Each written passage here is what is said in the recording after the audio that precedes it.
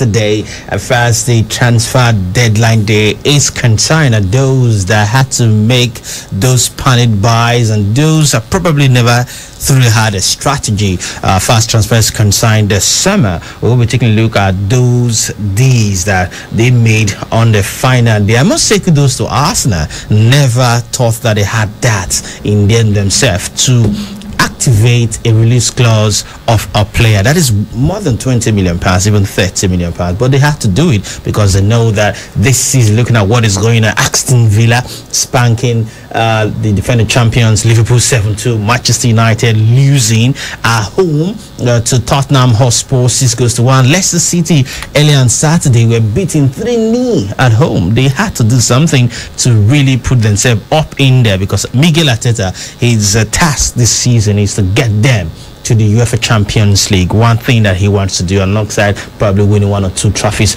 along the line. Of course, we'll be talking about basketball because the early hours of tomorrow, the game 4 will be played between Miami Heat and the LA Lakers as far as the NBA Finals is concerned. Of course, there are news from you as far as the Roland Garros is concerned, the French Open, the third and the final Grand Slam of the year 2020. Once again, good morning and welcome to yet another exciting edition of your favorite sports show on radio. Remember, Sport Fiesta reaching out for now 2.7 KUFM down here in Benin City. I am the sports Berlusconi, Sanofi Francis. As usual, we don't always rule alone. We have the Ibakadabra Sports Salihu Ibrahim with me on the show this morning, and together we're going to make it worthwhile. Try to make it warmer for you because it is pouring down here at Enya. Okay, let's start with Roland Garros. We get to football, take a look at those days that went over the line for the various clubs yesterday and of course late last night and all that. We'll talk about all that when we get to the football segment sponsored by our partners down here. But let's talk about Roland Garros. Today, Dominic Thiem gets to play. Rafael Nadal also will be playing. But the games played yesterday, the saw the likes of Grigor Dimitrov eliminated from the tournament. Talking about the Roland Garros. I was personally expecting these young lads that are doing very well to probably get to the quarterfinals, to the semi-finals, to see if they can push for it. I mean, Djokovic has been seriously ruthless on the court thus far in the Roland Garros. In fact, he's the Italian Open, so champion rather. He's seriously prepared for these games, and he wants to probably right the wrongs. What happened to him at the US Open? Yeah, Novak Djokovic is a very strong candidate for the title. He won the Italian Open, which was on clay, and he has not lost. That's in an actual game. In tennis, the only loss that he had for a very long time was the default that he had at the US Open, where he hit a line judge with a ball. And guess what? The same thing happened to him yesterday while he was playing. And this time against Karen Khachanov, he did not get defaulted because the action happened in real time, as in it happened while the match was being played. Remember what happened at the US Open? There was a break. They were not playing at that point. A point had been won. Novak Djokovic just lost a point, so it was out of frustration that he just hit a ball without looking at where the ball was going. So it was deemed reckless. But if action was on and you strike the ball and maybe it was a wide swing and it goes to hit anybody, no action is taken against you. So that was what happened yesterday to Novak Djokovic in his straight set victory over Karen Khachanov. But he said it was awkward that it happened again. Exactly. This guy, what's wrong with you? You know. But the fact that it happened while the game was on means that he did not get sanctioned. I mean, it will have been just really embarrassing if it happens again. And even beyond embarrassment, people will begin to say this guy is deliberately reckless if that had happened while there was a stoppage in play. But luckily for him, the match was on, and according to the rules, if you strike somebody, even of course your opponent, you are allowed to strike your opponent, although because of the spirit of sportsmanship, people don't generally tend to do that. But somebody like Nick Kyrgios will tell you, look, if I have an opportunity, I'll strike the ball against my opponent, because I know that way I'm guaranteed to get a point. But if you choose to be the gentleman and you hit it elsewhere, your opponent could return the serve. We've seen him do the underhand serve. It is okay to do it, but you know, players generally don't want to. And you also most times see players apologizing to their opponents when they win a point and the ball comes off the net. I'm sure you've seen that several times. You hit the ball and it goes off the net, and the bounce off the net confuses the opponent, and he goes one way or she goes another way, and the ball drops elsewhere, and you see them raise their hand and say, so Djokovic especially is always doing that. When he says that the play wasn't because of his genius, it was because of it's a lucky shot coming off the net. He generally tends to apologize. So players do that. So because you are a gentleman, and sports is all about the spirit of sportsmanship, you are not supposed to do certain things. So if you strike the ball against your opponent, it is not an offense in tennis. It's okay. If you do that, fine. But people will not like you if you deliberately do that, and that's why players tend to avoid that. But hitting the ball again against a judge or a ball boy or ball girl or anybody that is not your opponent, it's also not allowed when play has been stopped. Yes, but if it happens when the match is on, or even if your racket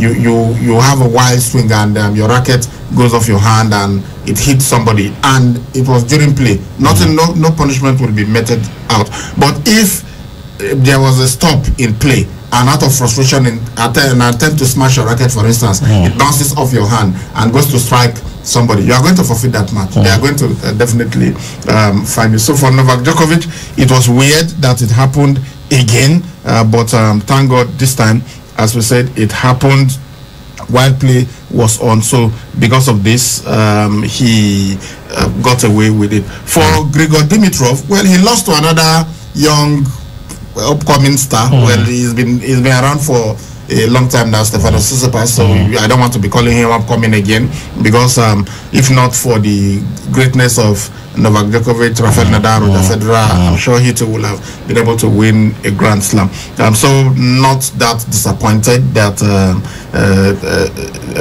Grigor Dimitrov was beaten, because he was beaten by somebody who is like that too, who is coming up. So it's great that some of these seeded players are in the quarterfinals. We've got Stefanos Tsitsipas beating Grigor Dimitrov 6-3, 7-6, 6-2. Novak Djokovic beat Karen Khachanov 6-4, 6-3, 6-3. Paulo Carneiro Butas. Sorry? Pablo Carneiro Butas also played. Daniel Matia. 6-2, 7-5, 6-2. Andrei Pulov played yesterday against Martin Fosovic. Yes, and he won. No, it was Rublev. He won 6-4, 7-6, 6-4, 7-6. So what are we? 6-7, 7-5, 6-4, 7-6. What are we expecting from this game? We know that Rafa Nadal and Sinner's game, the bookmakers rather, would definitely give it to Rafa Nadal. But what about these two other guys? One has won recently a Grand Slam. The other one is yet to win, but we know how good he is. Diego Schwartzman. Diego Schwartzman was the guy that beat Rafael Nadal in the was it the quarterfinal now of the Italian Open? He knocked Rafael Nadal out. So even if he wins, he's playing against Dominic Thiem. So the I don't know. I feel Nadal will have too much for Jannik Sinner. So Nadal, I expect him to get progress, to the semi-final, but it's going to start getting tougher now. I think Jannik Sinner will be a much tougher opponent than all the others that Rafael Nadal has faced. So it is not a given that Nadal will even win that encounter. For Dominic Thiem and Diego Schwartzman, because Diego Schwartzman beat Rafael Nadal at the Italian Open, he would feel, okay, this is a very good opportunity for me to go on to beat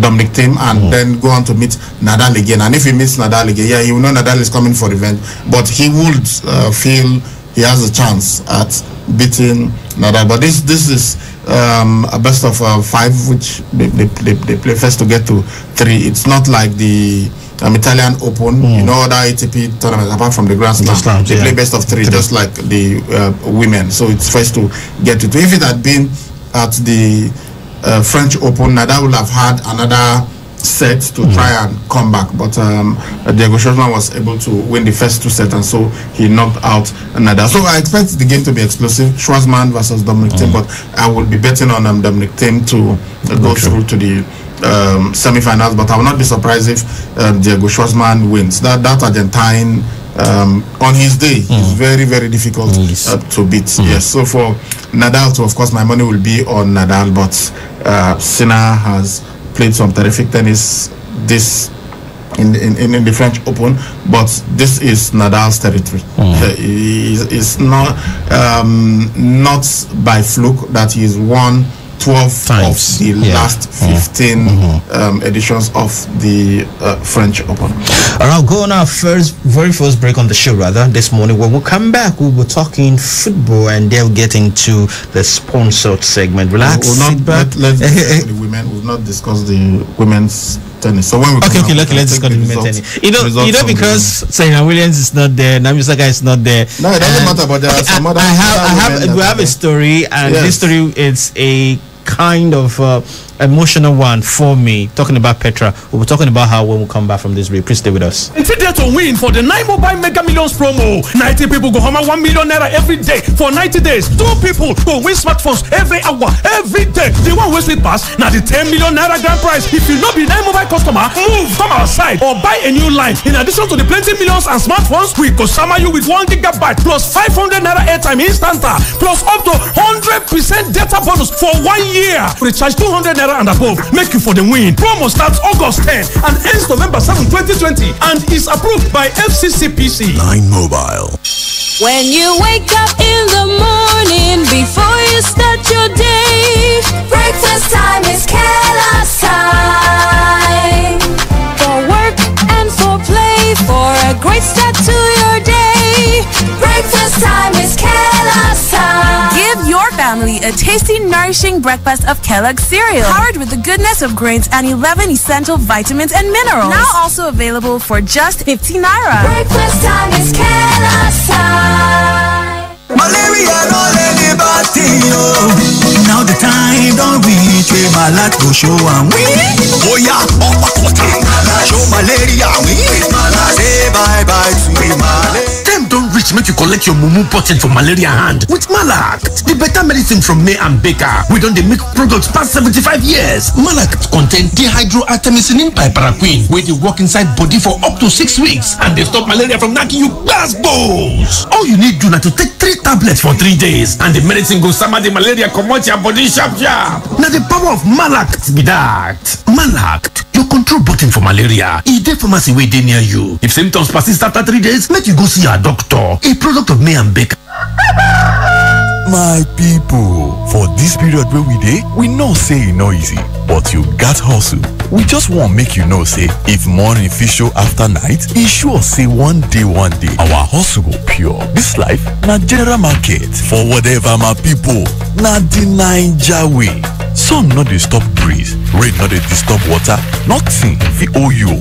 If things hook, you sef hook follow hand till you unhook am. Na things go tire last, no be you. For this hustle matter, we dey am together, make we remain calm, stand gidigba, but no forget to stay safe o. This message na Fan Milk, owners of Fan Vanille and Super Yogo bring am to you o. Happy Independence Day, my people. I'm tired tired of the poor power situation. Every time I stock the fridge, I come back to spoiled food. My dear, I am tired too. I think it's about time we go solar. Go solar? With Vertical Solar, we can go solar for as low as 36,000 naira monthly by paying in installments of up to 12 months. Really? Vertical Solar range of products can power household devices such as televisions, fridges, air conditioners, microwave, water pumps, electric iron, washing machine, and lots more. With extensive pay in installments plans up to 12 months with 10 years warranty. Wow! But what are the benefits of solar energy? We are talking uninterrupted power supply, no monthly electricity bill, zero noise and smoke emission, and reduced generator maintenance cost. Where is Vertical Solar located? Number 28, Country Home Motel Road off Ajib Junction, Sapele Road, Benin City. You can call them on 0816-170-1105 or 0703-623-4843. You can also send them an email on info@verticalsolar.com.ng. Vertical Solar, your lifetime power partners. All right, thank you so much for staying with us on the show this lovely Tuesday morning. Okay, let's just wrap it up with what is going on around the garage. Let's talk about this lady, Petra Kvitova. 4 years ago, right? I think, 4 years ago. 2016. She was stabbed and broke the news here, and it was looking like she will definitely not play tennis again. But miraculously, 2 years ago, she came back into it, and gradually the 30-year-old is getting her way back to the top. She's a two-time champion of Wimbledon. That's 2 Grand Slam in her career thus far, and she was almost in tears yesterday after she won a game, because like I said, it's emotional for every one of us, because we never fancied that she could get back to the court again to play tennis. But after that incident happened, she made her return at the French Open. I think it was in 2017. You know, that was 6 months after the attack in her home in the Czech Republic. All 4 fingers in her left hand, and she's left-handed like Rafael Nadal. That's her playing hand. All 4 fingers, apart from the thumb, were severely lacerated by the attacker who stabbed her with a knife. So it looked like, in fact, the doctor told her that the chances of her ever playing tennis again was low, you know, and it looked like her career was over. But so when 6 months later she was able to return to tennis and play at the French Open, she was emotional then, and now that she's back at the French Open, the memories just came back, and she got really emotional. But thank God she was able to win. She beat Shuai Zhang of China 6-4. So she's through to her quarterfinal. I think the first time since 2012 that she's making it to the quarterfinal. And since she returned to tennis, she's won a couple of WTAs, but she's not been able to win a Grand Slam.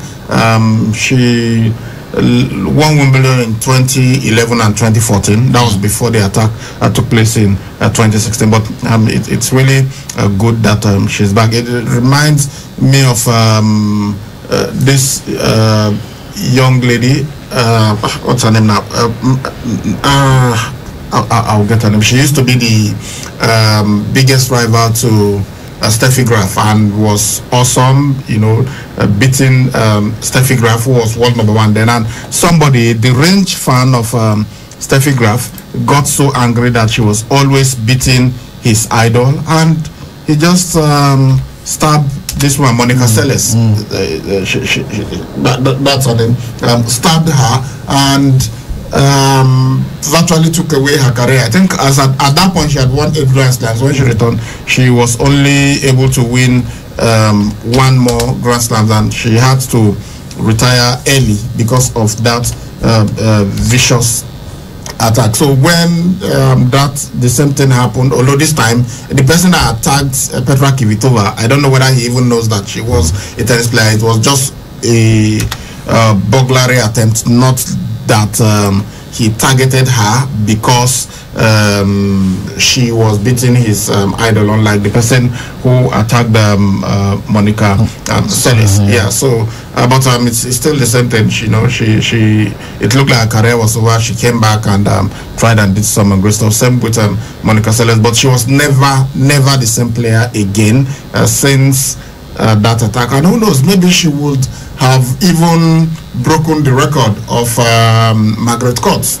Because at that time, way back, she was very, very young when she had already won those 8 Grand Slams. And we know Steffi Graf went on to win 22 Grand Slams. It was only Serena Williams who broke her record in the Open era. And then we have the all-time record held by Margaret Court. So with Monica Seles, it's just a case of, what might have been if she had not suffered that attack. So the Petra Kvitova's case reminds one of what happened to Monica Seles, and if not for that attack, maybe she would have gone on to do some remarkable stuff in the world of tennis. But even then, even with the attack and everything, I mean, career Grand Slams, the titles that she won, so many athletes, so many tennis players have not been able to win that number, even though her career was truncated because of that vicious attack. But there was also something that was a bit unusual yesterday. We had Laura Sigmund of Germany, who beat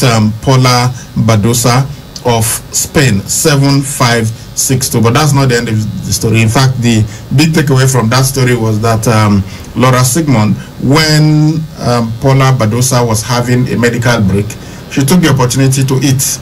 You hardly find that happening, especially during the game. Yeah, you see players drinking water, especially in tennis. You see them eating banana between breaks, and they would eat one banana for maybe a complete set or the entire 3 sets, whatever the duration of the match that they are playing. But this one had a proper meal. She ate, and even the umpire was telling her that, look, I've never seen this happen. I've never seen somebody eat like this. And she apologized to her and told her, look, I was unable to eat since I've been having stomach upsets, and while the game was on, I got really hungry.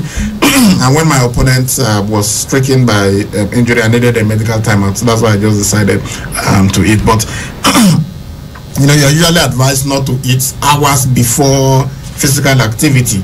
But at least she was able to, thank God for her, the food, maybe she was able to digest the food faster than normal, so she was able to carry on, and she went on to win that encounter in straight. So Laura Sigmund beating Paula Badosa 7-5, 6-2. We also had Sophia Kenin of the United States defeating Fiona Ferro of France 2-6, 6-2, 6-1. Okay, that's what went down yesterday as far as Roland Garros is concerned. Like I said, this the last Grand Slam of the year, and for today we'll have some games beautiful today as far as the women is concerned. We'll come back, we're giving out the results of those games much later, both even the Diego Schwartzman and Dominic Thiem, Sinner and Rafael Nadal much later in the day. Hopefully when we come back we're able to give out the result. Okay, let's quickly, time is not our friend now, let's just dive into it. Let's get into the sponsor segment. Let's talk football. Ibrahim, this is confusing for a lot of people now. Arsenal wanted their man. They needed 2 men actually. They had 2 targets that they wanted to get, but unfortunately the other one didn't work out, but they were able to get one. Thomas Partey. It seems to be the most expensive player that came into England yesterday as far as the transfer deadline is concerned. Chelsea wanted their man. We know they got Timo Werner, but the most important one was Kai Havertz. They got him. Even Manchester City wanted Ruben Diaz and others that they were able to get. They went in there and they got it. Thiago Alcantara was wanted by Liverpool. They went in there to get it. Now for Manchester United, they dragged their number one target rather for more than 2 months, and at the end of the day they didn't get him. But at least they got Edison Cavani on deadline. Which one? Which Edison Cavani? The same Edison Cavani. The old one that is with stick. They also got Alex Telles coming in. But already, what does this say about their transfer policy? I think we have dragged Manchester United enough. Every fan of Manchester United is disappointed with them. Former players are disappointed, and pundits are also massively disappointed. I'm really surprised at what is happening at Manchester United. And the first thing Ed Woodward did when he got to know that they were not going to meet some of their transfer target was to increase security around his house, because he knows what could happen. We don't, of course, encourage that for fans to get so angry that they will now start attacking or vandalizing the homes of the people that they feel were unable to get the transfer deals done. But it is really, really disappointing for Manchester United that they were not able to really stamp their authority. And what really pissed me off regarding the way Manchester United acted this transfer window was the way they allowed Borussia Dortmund to just toy with them. I mean, it was pretty clear. You've looked at it and you have seen what Borussia Dortmund were doing. They said, we are not going to sell if you are not going to meet his release clause. The release clause is there. If a player doesn't have a release clause, or was that his release? No, I think that was what they demanded. Yeah. If it's only when a player has a release clause that even if the club is telling you he's not for sale, you can just go there, trigger his release clause, and he is gone. Which was what Chelsea did with Timo Werner. If Timo Werner didn't have that release clause of about 46 million pounds, I'm sure RB Leipzig will have demanded for much more, or they will have tried to drag it on. We saw what Bayer Leverkusen did with Kai Havertz, but Chelsea have got a Marina Granovskaya that has earned a reputation for being a ruthless negotiator. She goes in there, you tell her this is how much. I don't know how she does it, but she has a way of forcing down the price. Leicester City were demanding 85 million for Ben Chilwell, but they eventually got him for about 45 million pounds. That is because of the power of the negotiation of Marina Granovskaya. Unfortunately, Manchester United doesn't have that. I don't understand why, because Manchester United has got an even bigger profile than Chelsea. So why is it that Chelsea are able to pull off some of these deals and Manchester United were unable to? Arsenal could get Partey because, of course, there is a release clause. Trigger it and he is yours. Arsenal wanted Hosam Aouar, but the club did not really want to sell, and they were demanding for an amount that Chelsea could not, Arsenal could not pay. And the plan for Arsenal wasn't to get both Aouar and Thomas Partey. It was to get one of them. Either of them would be. And I think when Arsenal saw that the agent of Partey was offering him to other clubs, including Chelsea, and maybe they felt that, well, Chelsea could, because Frank Lampard was gunning for another defensive midfielder. He said he wanted somebody who would stay and play as a defensive midfielder, while N'Golo Kante would be playing further afield, going out and putting out fires. So, you know, he's got the legs, he can run for 120 minutes. So that's what he wants N'Golo Kante to be doing, and so he needed another defensive midfielder, and somebody like Thomas Partey fits that profile. And when the agent seeing that Arsenal, they didn't seem like they were serious about him, since they were talking about Aouar and some other players, he decided to offer him to other clubs. So maybe because of that, this now made us now to just say, okay, let us not miss the opportunity. Let's go and get Thomas Partey. And of course, Thomas Partey is going to be a fantastic addition to the Gunners. He's known, you know, more as a defensive midfielder, but the guy, I've watched him, there are some nuances to his game. He's got a good pass on him. Fantastic. He's got an eye for goal. For Ghana, he's scored a couple of goals. I think about he's got double digits in terms of the goals that he scored for it's like Ghana. a Marco Essien. Not in that class, but similar to a Marco Essien. Yes. So he is a fantastic addition to Arsenal. I think he will fit their profile very, very well. I think he's going to do fantastic for them. He is, of course, the biggest signing on the transfer deadline day. Let's just quickly take this message from our sponsor. We'll come back and take a look at those that came in the Premier League and those that went out. It's time to win very big. Feel the excitement at www.betpay.ng, the sports betting company that rewards you whether you win or lose. Stay on top of the action wherever you are. Get the best odds, 150% deposit bonus. Cash out anytime. Accumulate your bonus. You can deposit and withdraw instantly, 247 and much more. Register now at BetPay to start winning. You can also become a BetPay agent and earn fantastic commissions and bonuses. Visit www.betpay.ng. BetPay. You stay, we pay. All right, thank you so much for staying with us on the show. Now we'll be talking about those signings. Now let's just take a look at those that came in yesterday. We'll be talking about those that have been coming into England and to other clubs. We already know that, but let's just focus on what happened on the transfer deadline day. Tosin Adarabioyo went from Manchester City to Fulham for an undisclosed fee. Facundo Pellistri went from Penarol to Manchester United for 9 million. Thomas Partey, Atletico Madrid to Arsenal, 45.3 million pounds. Robin Olsen from Roma to Everton on loan. Joachim Anderson from Lyon to Fulham on loan. Rafinha from Rennes to Leeds United, 17 million pounds plus add-ons. Theo Walcott has left Everton. He's gone to Southampton on loan. Edison Cavani unattached, joined Manchester United free. Alex Telles from Porto to Manchester United, 13.6 million pounds. Ben Goffrey, Norwich City to Everton, 25 million pounds. So these are some of the transfer deadline day days that happened a couple of hours ago. Let's also look at those that left England to other clubs. Chris Smalling, he's not on loan anymore. He's permanently with AS Roma now for 80 million pounds. It will get to for that day. Your friend, it's always just as you're saying. I don't like the way they are looking at Timo Bagayoko. He was at Monaco last season. 2 seasons ago was at AC Milan, but now he's with Napoli in Italy. He was under General Gattuso at AC Milan, so probably got him back. Lucas Torreira has left Arsenal on loan to Atletico Madrid with an option to buy, and finally they settled this on Arsenal. Fantastic. Matteo Gunduze has left them to join Hertha Berlin on loan. Ryan Sessegnon left Fulham last season, came to Tottenham. He has not been able to do something fantastic. He's now in Germany on loan at Hoffenheim. I guess Nagelsmann would definitely help develop this young man. And then Eric Massey Choupo-Moting.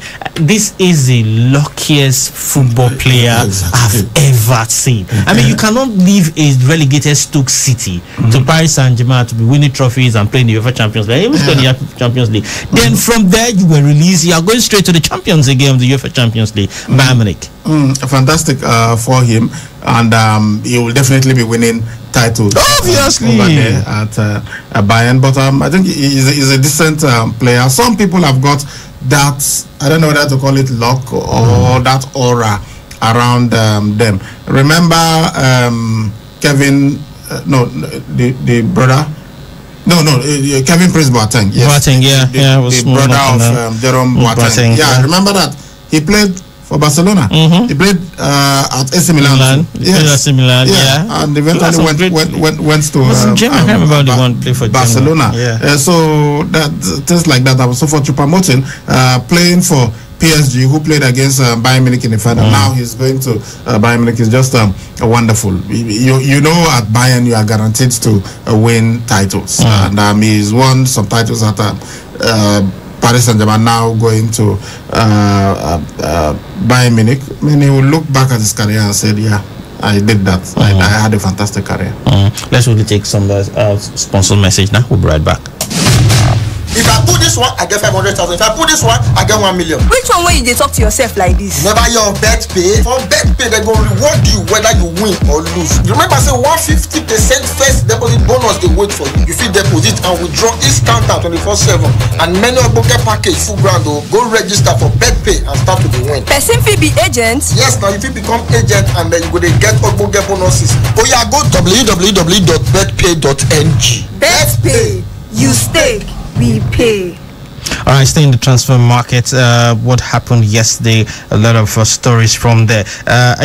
Quickly, let's ask this question before we leave the deadline day stories and also talk about other football stories. Going to the Super Eagles camp next. Will Thomas Partey transform Arsenal to a top 4 contender? I don't want to say the Premier League contender, but will he, with his presence there, will he transform Arsenal to a top 4 contender?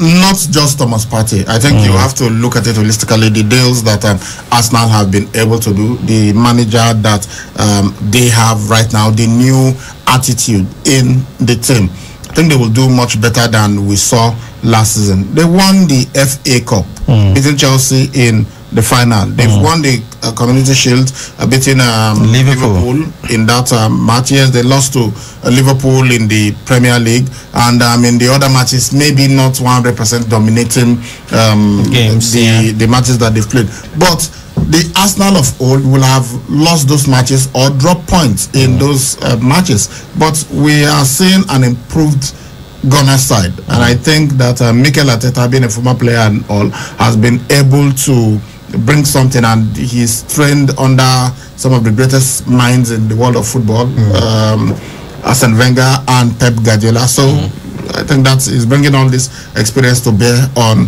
the Arsenal side. And with Thomas Partey coming in, he's going to give them much more balance in that midfield area, because sometimes they are susceptible, because Arsenal is a team that attacks.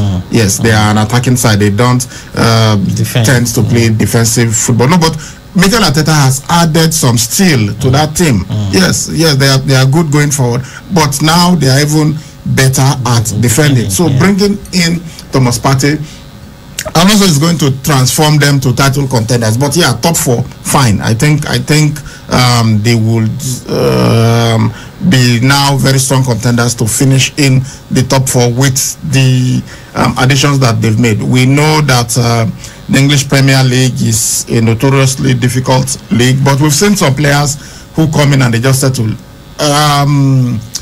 This guy from Bayern Munich, Thiago Alcantara, came in less than 24 hours later. He was playing against Chelsea. He played just one half, 45 minutes, and in that 45 minutes he made 75 passes, 75 accurate passes. That was more than any other player in the Chelsea squad that played the entire match. So he seemed to have settled in, but unfortunately COVID struck and we've not seen him since. But he looks like somebody who will just settle into the English Premier League. I hope Partey has that kind of experience too, but if he struggles to settle, then you might have some issues in that midfield for Arsenal. But if he just comes in and he settles in well, I think we've got to really look at Arsenal and feel that they can cause some surprises this season. Let's quickly take another message.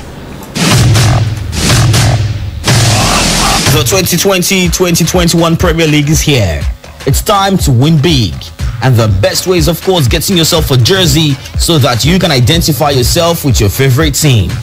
We at www.betspay.ng want to give our punters the opportunity to win a football jersey of their choice. 10 replica jerseys to be worn each week for the next 4 weeks. To participate and win, visit www.betspay.ng to register. Place a bet of 200 naira. The more bets you place, the more entries you get into the draw. 10 winners would be chosen at random in a draw every Monday. All winners will be contacted.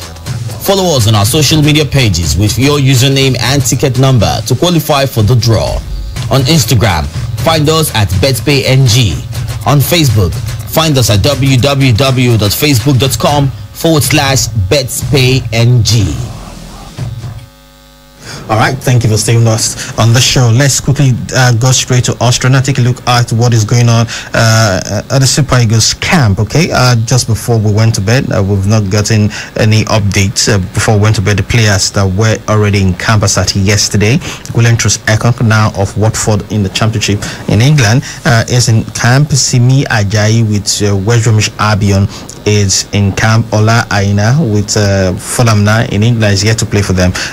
Is in camp. Kelechi Iheanacho of Leicester City also got to camp yesterday. Earlier we told you that Dele Alampasu, goalkeeper, is in camp with the Super Eagles. Jamilu Collins is also there. Frank Oyenka is there, and forward City Deserts is also there, including Alex Iwobi.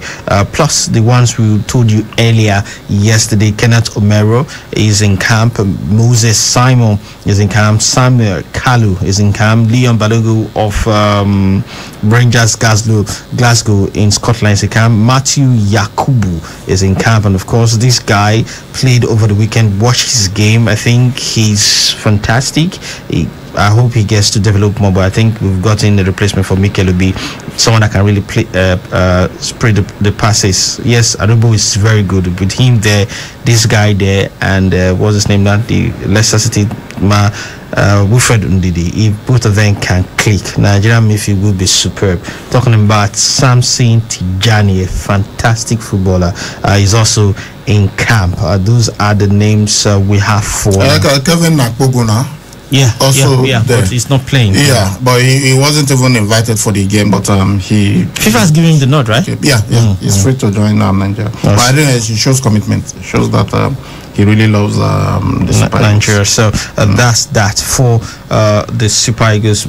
Probably when we come back in the evening, we'll have more names for you, and our first game will be right there in Austria on Thursday, the 9th of October. But again, something happened yesterday, Ibrahim, that somehow has confused me. I don't know. We got to know about these friendlies some couple of weeks ago, and we knew that once we got to the 9th of October, we were having a friendly game. It was just the changes, the Ivory Coast pulling out and Algeria coming in. But why now? Why is it that it is now the NFF is advertising for television stations that are interested, that wants to show the match? They cannot let them know. We know the games are going to play behind closed, like all the games we are going to be seeing at the international level, whether friendly or competitive games. But by now, we should know that in the next couple of days that we're having this game, these are the stations that will be broadcasting the Nigerian game. Yeah, but see, these things are complicated. I don't know. I've not spoken to the NFF to know why is it that it is now that they are making the advert. Maybe they've already done that with the cable stations, and they are now looking for those that will partner with them locally. I don't know, but I know that these things are not as plain as we see. You know, there is a match, everybody is just saying why are you not showing the match, why are you not running commentaries on these games. These things involved right acquisition, and it could get really, really complicated. You may have the money, but there is an exclusivity clause in the contract that the parties have signed. So it's only one particular station that can show the match. That's what we mean by the exclusivity. If they've got exclusive rights to it, it means nobody can show it elsewhere. So I don't know what the terrestrial arrangement or the cable arrangement. I really do not know, but I do not want to just jump in and start criticizing, because I know that these things can get really, really complicated. So I think the important thing is that Nigerians will get to watch the match. I hope that they show that match to us live, that we will watch it. So if you want to really go behind the scenes, look, people have gone to jail. I'm not saying in Nigeria, but even with FIFA, people have gone to jail because of the scandals that have come out of these media rights distribution. You know, so it could get really, really complicated. So I want to trust the NFF to do the right thing and let Nigerians watch the match. All right, finally, before we leave this particular segment, let's take our sponsor's message. Them say no time to check time, but this is not time to hammer. You don't try BetPay, them go reward you whether you win or lose. Remember, say 150% first deposit bonus, they wait for you. You fit cash out anytime. You fit deposit and withdraw instant 24/7, and many get things full grand though. You self fit become BetPay agent, and you go they get get bonuses. Oh yeah, sharp go to www.betpay.ng. BetPay, you stake, we pay.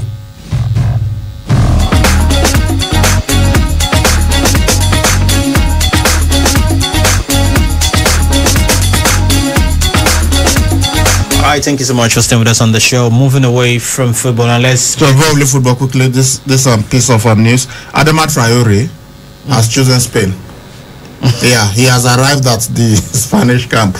You know, Mali invited him. But were you thinking that he was going to choose Mali? No, I felt that he would rather play for Spain than Mali. Obviously. Yeah. So Africa, I think we've got to do more. We've got to try and improve. Although we tend to tell these players, choose your country of birth because you seem to have better opportunities, especially with Nigeria, because we've seen what has happened to those who chose England ahead of Nigeria, and then after 1 or 2 matches they never get called up again. That's why we advise them to choose Nigeria. But of course, if you are looking at the quality of the facilities that these players will be exposed to, the quality of the administration, remuneration and everything, of course it is the teams in Spain, in Europe, that will be better. But somebody like Wilfred Zaha chose Cote d'Ivoire ahead of England. I think he was born in England and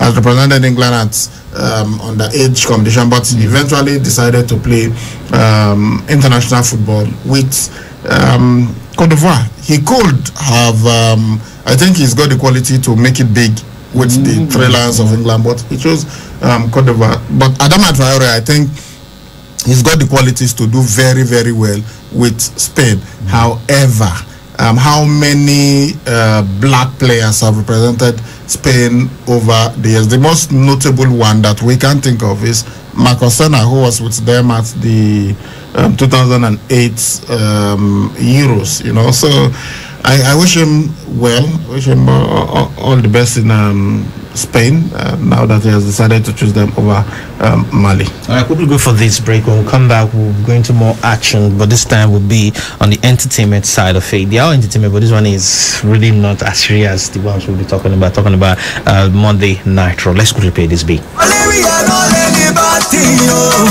Now the time don't reach where my life go show and we. Oh yeah, show malaria we. Say bye bye to malaria. Time don't reach make you collect your mumu potent for malaria hand with Malact, the better medicine from May and Baker. We don't make products past 75 years. Malact contain dihydroartemisinin piperaquine, where they work inside body for up to 6 weeks and they stop malaria from knocking you gbas. All you need do now to take 3 tablets for 3 days and the medicine goes summer the malaria come out your body sharp. Now the power of Malact be that. Malact, your control button for malaria. E dey pharmacy wey dey near you. If symptoms persist after 3 days, make you go see your doctor. A product of May and Baker. When you wake up in the morning, before you start your day, breakfast time is Kellogg's time. For work and for play, for a great start to your day, breakfast time is Kellogg's time. Give your family a tasty, nourishing breakfast of Kellogg's cereal, powered with the goodness of grains and 11 essential vitamins and minerals. Now also available for just 50 naira. Breakfast time is Kellogg's time.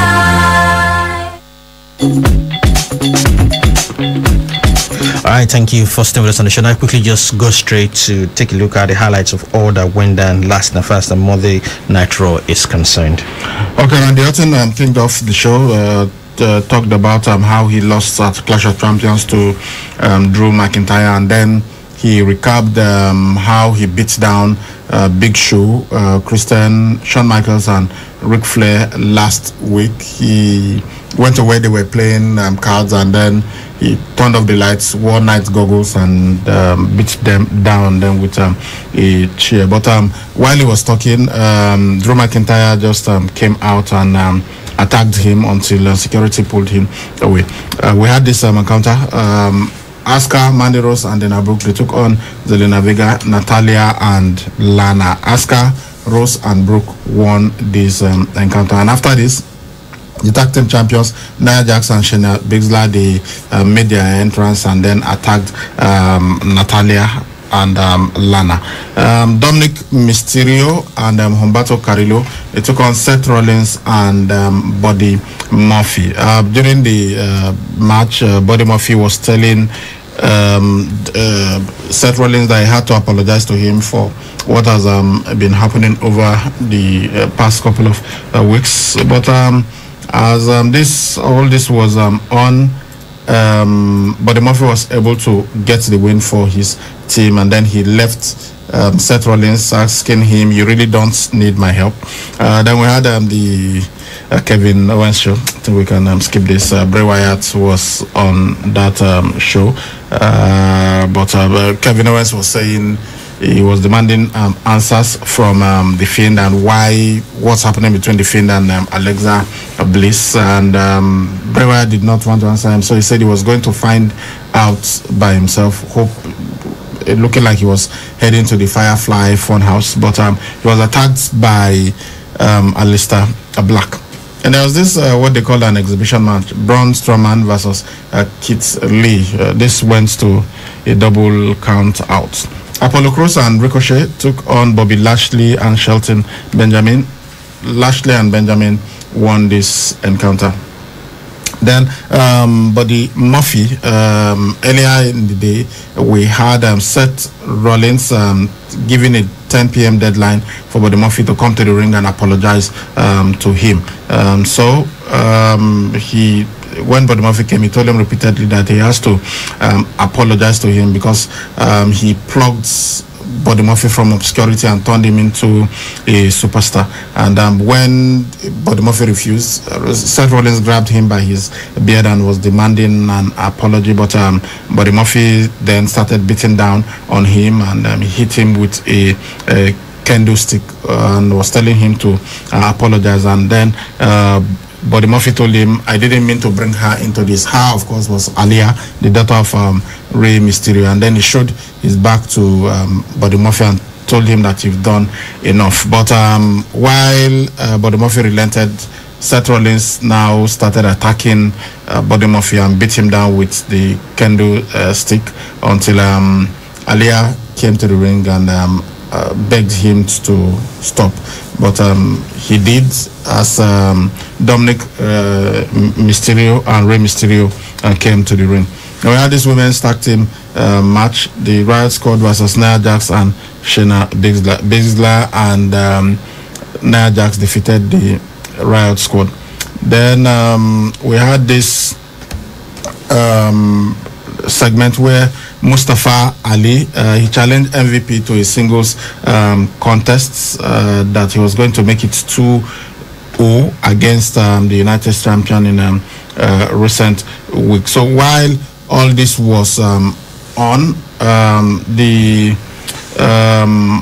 hot business, that's Shelton Benjamin, Bobby Lashley, and the others, were getting involved in the fight. And then Retribution, that's T-Bar, Mace, Slapjack, and the others, they came to the ring, and so the fight was declared a no contest. So it was looking like Mustafa Ali was going to join Shelton Benjamin and Bobby Lashley to fight off Retribution, because Retribution has been causing so much problems in the WWE in recent years. But instead, Mustafa Ali ordered Retribution to attack MVP Shelton Benjamin and Bobby Lashley, and they did. And so it later appeared that it was Mustafa Ali that is the leader of Retribution. And finally, we had a